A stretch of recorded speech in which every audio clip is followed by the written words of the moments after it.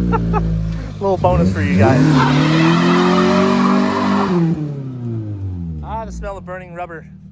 Hey guys, Yoda Code 43 here today with another tour and drive for you. Today I've got the chance to check out this 1999 Mitsubishi Eclipse GS Spyder with a 5-speed manual and a 4G64 2.4 liter non-turbocharged 4-cylinder engine. First we're going to take a little walk around in the car, kind of show you what's up. This is my first time doing let's call it a car of this caliber.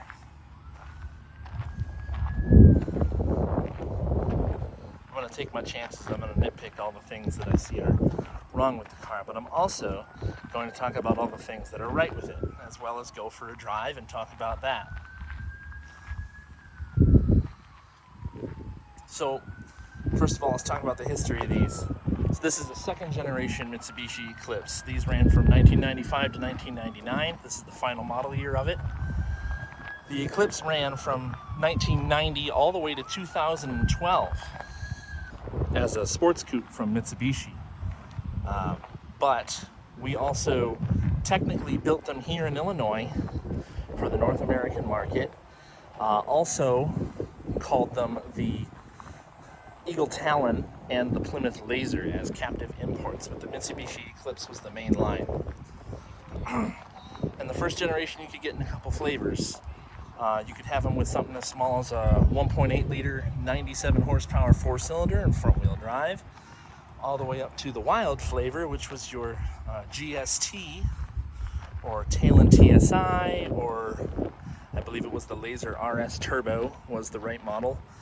And they had a 2-liter 4G63 twin cam turbocharged 4-cylinder with 195 horsepower in the first generation.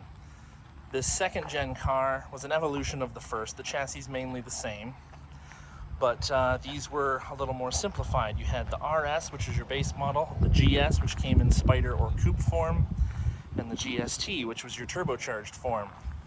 And there was also the GSX, which is a turbocharged all-wheel drive version.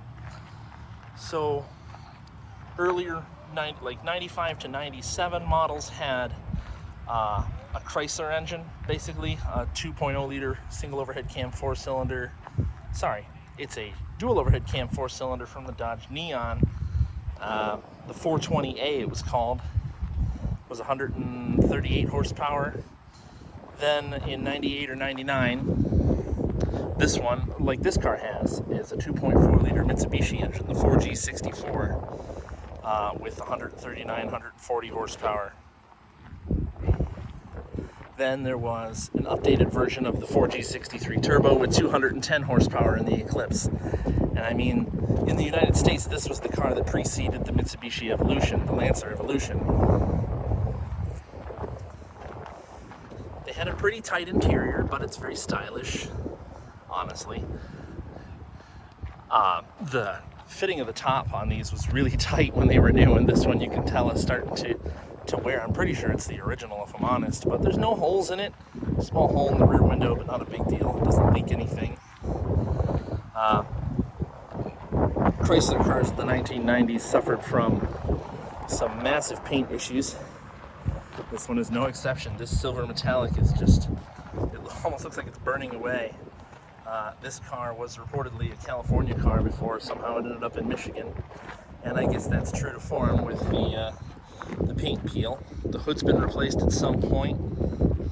The hood fitment is not good because I think it's also been hit at some point. The fog lights, I don't know if GS cars had fog lights or not, but nonetheless, they're not in this car.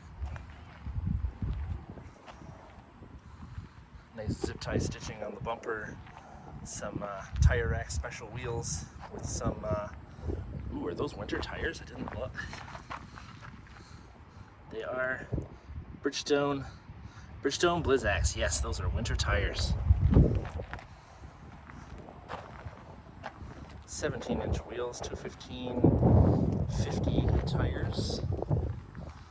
This side of the car is actually in remarkably good shape. There's a little ding in the bottom of the door, but the paint's all in good shape. The silver, I mean, I'm not a silver guy myself. I don't really like it on any car, but it looks okay here.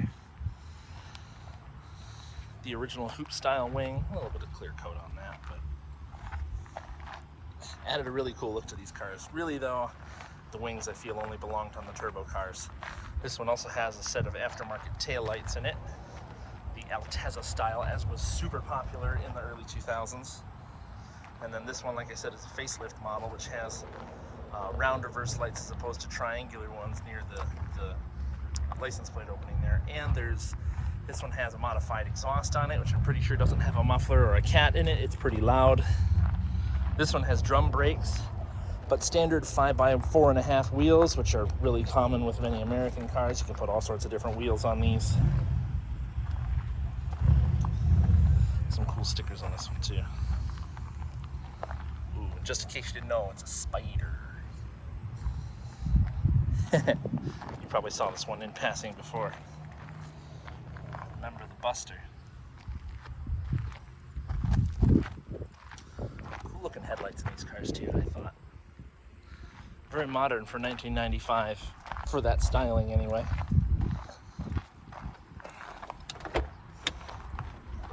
Take a look under the hood. Hood release down here. Check out the trunk too.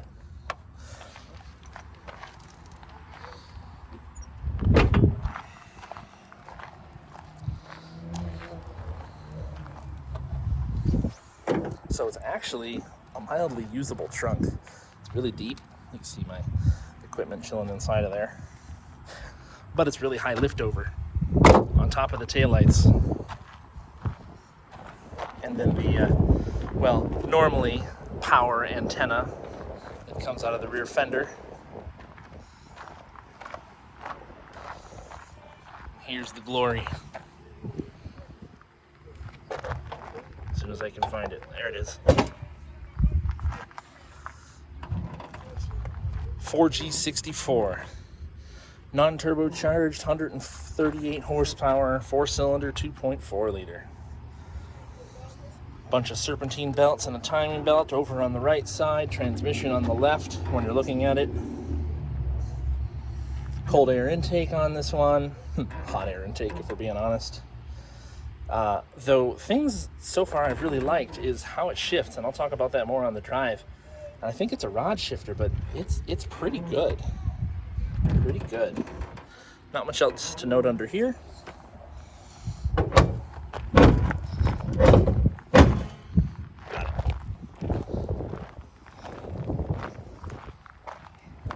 Take a look at the inside here. If you don't grab the door handle just right, the door doesn't open. And that one's been replaced. The patterning on these door panels is freaking interesting. I think they're cool. Very 90s for sure.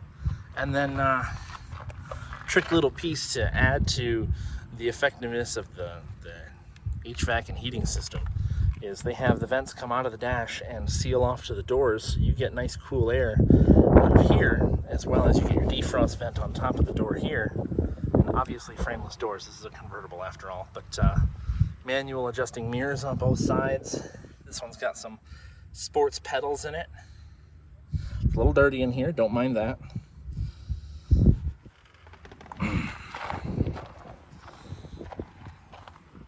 And actually, I was surprised to see, I know most 90s cars had it, but I was surprised to see that this convertible top has a headliner in it too.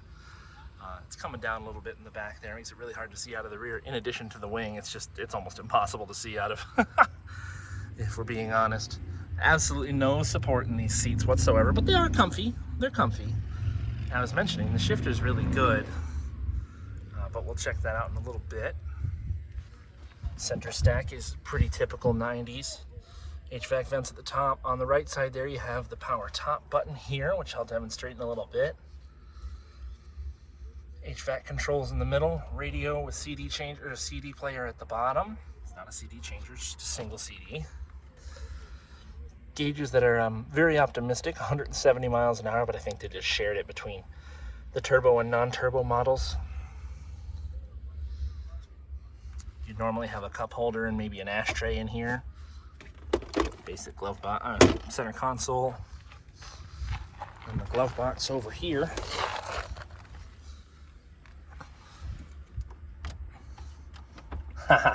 which is sticky. So we're just gonna leave that. And then, yeah, there's rear seats, sure, but I wouldn't want to sit in them because they're perfectly vertical at the back. And there's no room even behind me, and I moved forward probably 3 inches from the previous driver who was in here. He's tall though, he's 6'4", and he drives this thing no problem.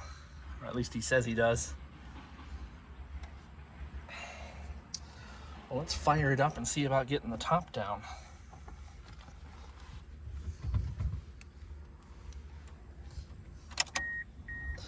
Ooh, some interesting lighting for the gauges.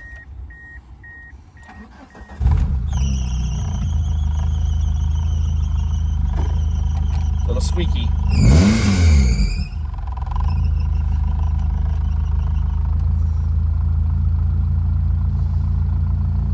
Zoom out a bit here. Sorry, you can probably see my stabilizer, but we'll pop the top. Simple as pull down those and hit the button and see how she goes.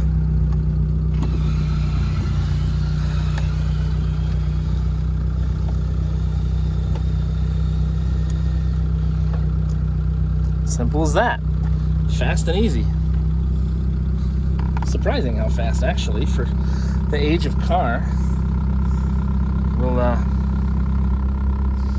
step out here and take a look around. You can hear it run. A lot of belt squeal at first, but once that quiets down, the engine's pretty quiet. Little ticky, but I think that's just the age. I know the top end of the engine's been gone through on this one. They're actually really handsome cars with the top down. Not really a bad angle for it. Do another little walk around here.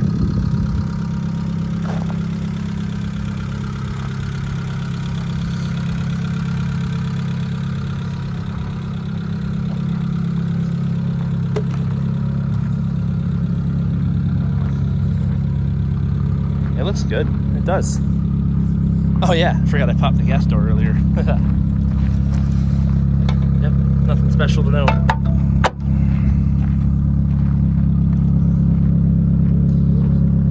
This is gonna be fun. A little bit of an oil burner. I can smell it, I can see it, but nothing really to be concerned about.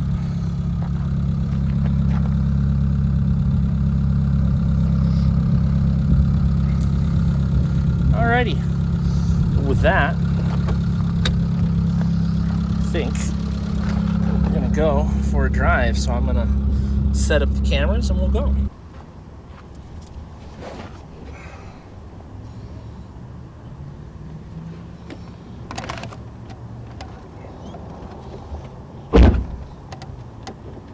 Alright, we're gonna fire it up.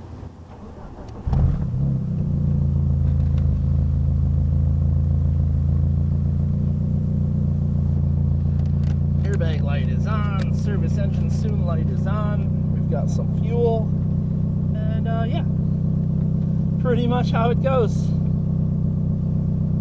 Take this thing for a spin.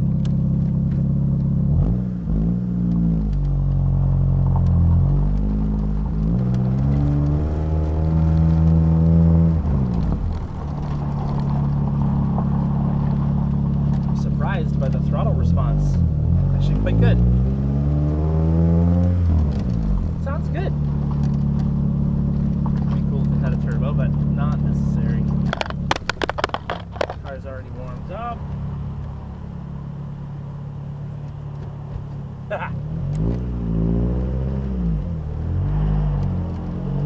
Pause for the effect of losing the GoPro.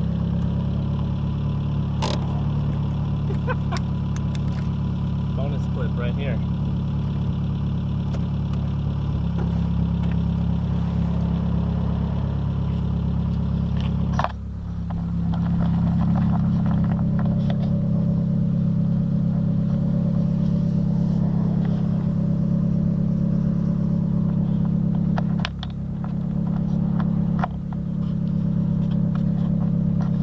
Okay, well, we'll see if it holds on this time.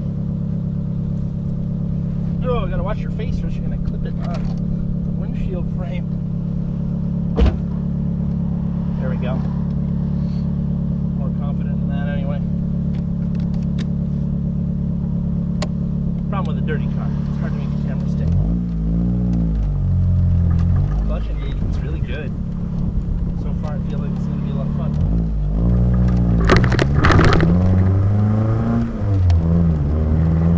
Oh yeah, this behaves great.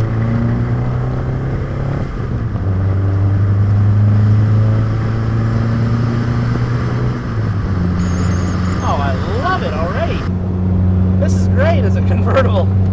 This is probably the second time I've driven an Eclipse, and the first one I drove was also a non-turbo, but it was a third generation automatic, which is even heavier than this car. This car's curb weight is like just under 2,900 pounds, something like that. I think it's 2888. I'll have to make sure I check and put that here.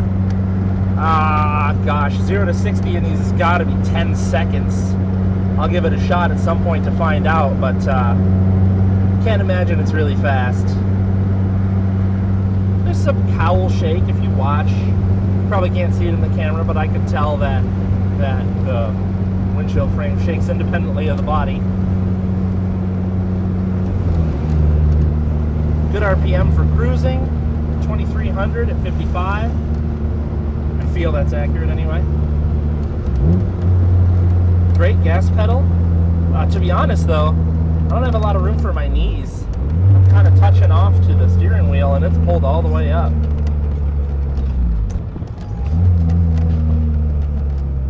Just driving around Flint here.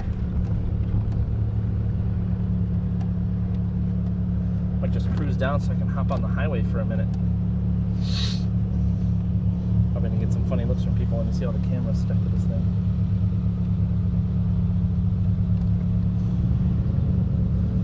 Actually, it runs really great. Probably burns some oil, but runs amazing. Drives quite nice too. I really like the shifter. It feels like a rod shifter. It grabs a gear, you know you're there.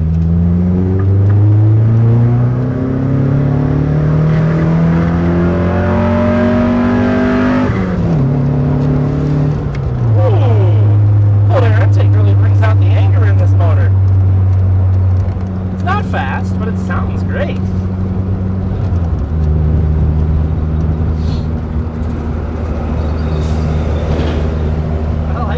I hate the seats. The bottom is cushy, the back is stiff, and there's no support whatsoever. And, you know, I kind of have the legs of a taller person, but not as tall as my friend. But regardless of the fact that I have to move forward, my knees are quite bent in order to push the clutch all the way and feel comfortable. I'm touching both sides, and I mean, it's kind of hot plastic. It's about 85 degrees out today in Flint. It's sticky. You know, it's not gonna rain, but it could. One of those situations, summer in the Midwest, right? I mean, you know, despite the appearances of this particular car, it's a really nice driving car. You know, I don't feel the need for the turbo version. It's a ton of fun to drive. Having it be a convertible just adds to the fun. If it was a coupe, it'd probably be more boring, but having it be open is great. I was reading online ahead of time. These are rated for 22 and 33 to the gallon, city and highway, which is pretty respectable for the size of the engine, being a 2.4 liter.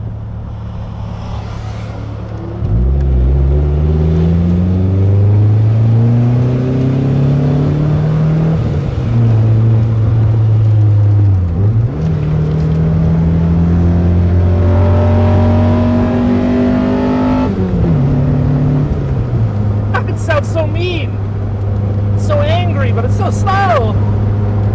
Perfect. Getting onto the construction-laden highway of I-69 near Flint right now.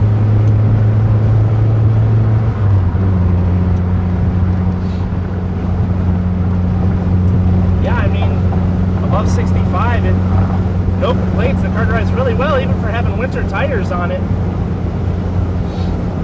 I think we'll stop once I hop off the highway and put the roof up and see what it's like driving around like that for a few.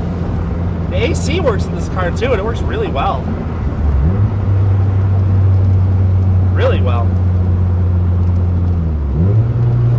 Easy to downshift, kick the pedal.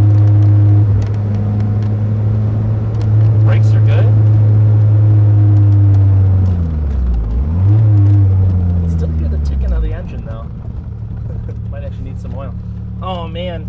be able to see it until I turn the corner. There's a Caddy SRX that is done up like a Ghostbusters mobile. Right there. That's awesome.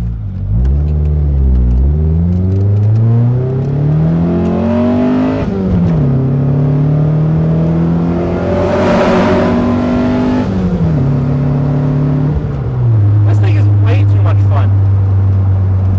Way too much fun for what it is. I would drive the crap out of this thing.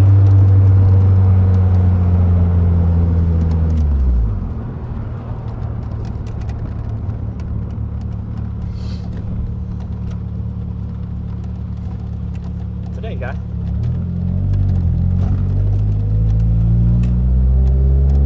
Alright, we're going to pull over in this parking lot right here, put the roof up.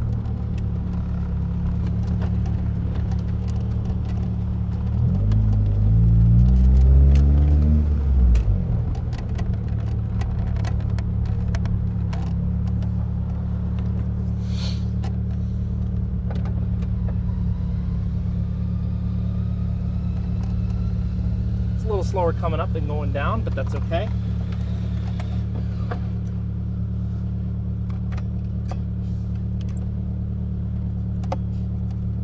Okay.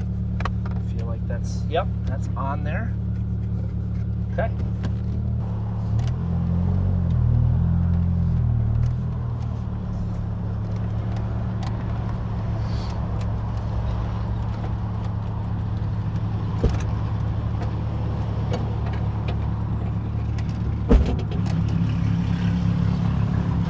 Lots of traffic and noise out here. That thing you just heard roll by was a Chevy Cobalt. It must be missing on more than one cylinder. It is not pretty.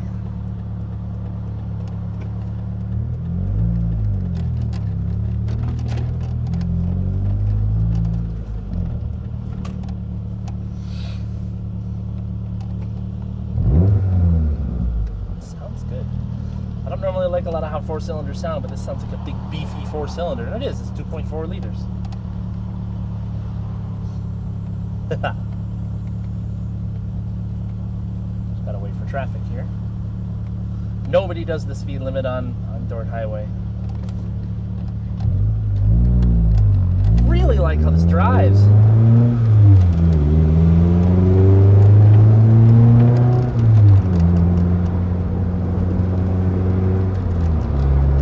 Really like the shifter.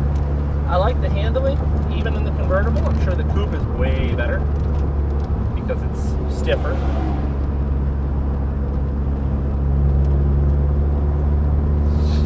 mean, this thing's happy to do whatever I want. Not fast, but it'll do it. Ah, all the sounds of Flint. And there are many. This thing's fun. I would go cut some curvy roads with this thing right now. I would.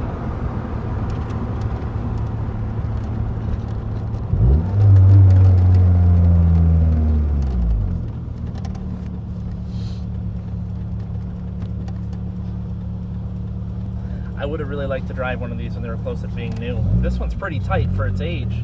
Holy crap, a Suzuki X90 that's still running. If you don't know what that is, here's a picture for you.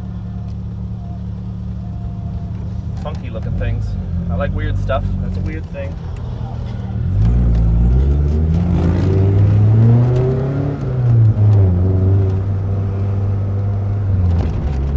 It was easy for me to just jump in here and drive. I mean, I know how to drive stick. I've driven many, many, many cars. But nothing to get used to here. The clutch grabs right where you expect it to, right in the middle, and it's great. It really is. Ooh, this will be fun. Some train tracks. Those are really good ones, but the car is actually pretty softly sprung. It bounces more in the back than it does in the front. I mean, it doesn't handle expansion joints well. You hear the windows rattling in the doors. You feel the whole body shake, but in honesty, you know, the car soaks up a lot of it. It doesn't transmit to you as the driver, but the steering feedback's really good for this car. I like it. I like it a lot.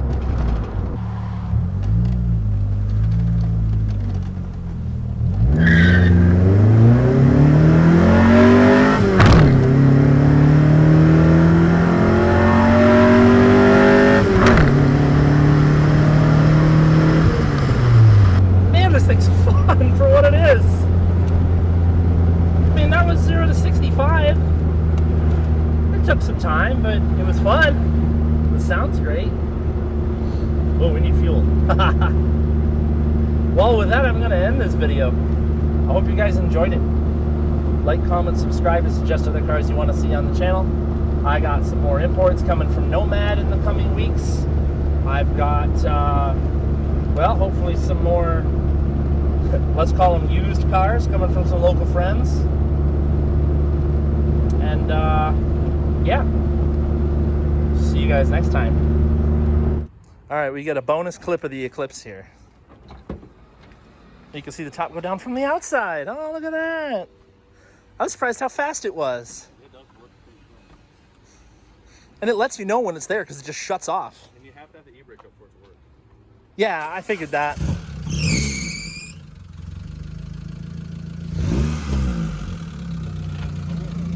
Okay. And so for the record, the owner has told me to start calling these budget car reviews, and I might do that.